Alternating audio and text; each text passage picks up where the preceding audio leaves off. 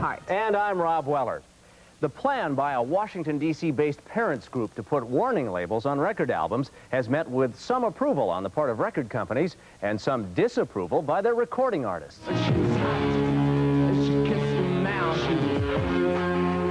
The only thing hotter than the lyrics in rock music is the political hot potato about putting warning labels on the albums containing the lyrics. The notion of a label recommending parental guidance to be applied by individual record companies on albums containing explicit lyrics is gaining industry acceptance. I have approached so far 19 record companies and major labels which have acquiesced to this approach. But the parents group, which initiated the idea of record labeling, wants the record industry to do more. We have asked them to please go one step further and make it a really adequate solution by creating an industry-wide set of criteria that all the companies would subscribe to and then could individually apply.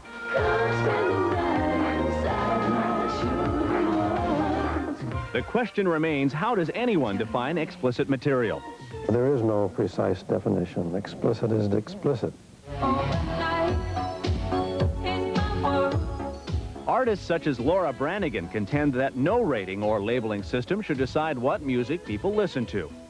Somehow, I really think it's up to the radio station to do that. The idea of rating music doesn't sit well with me.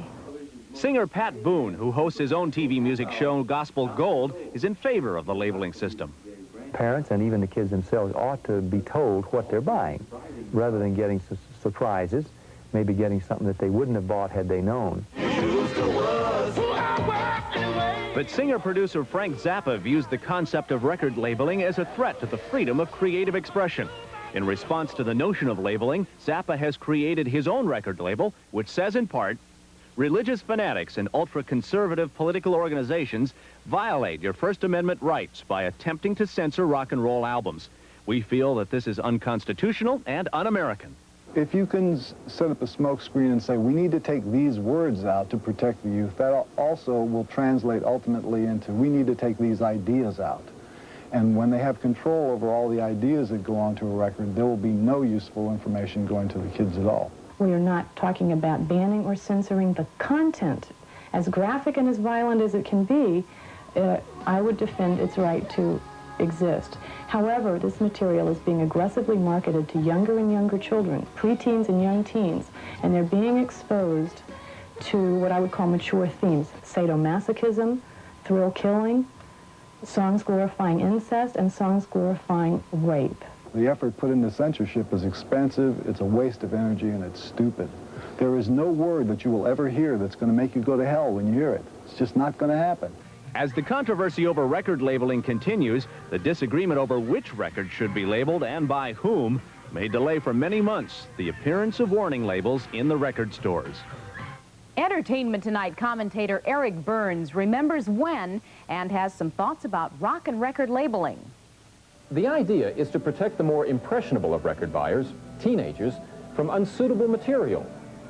The likelihood is that these stickers would attract them even more than a discounted price.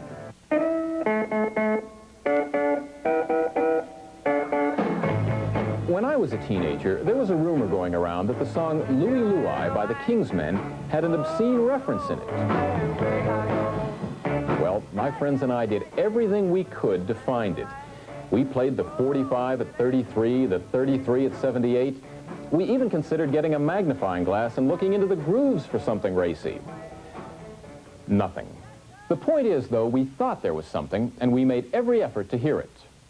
So would today's teenagers.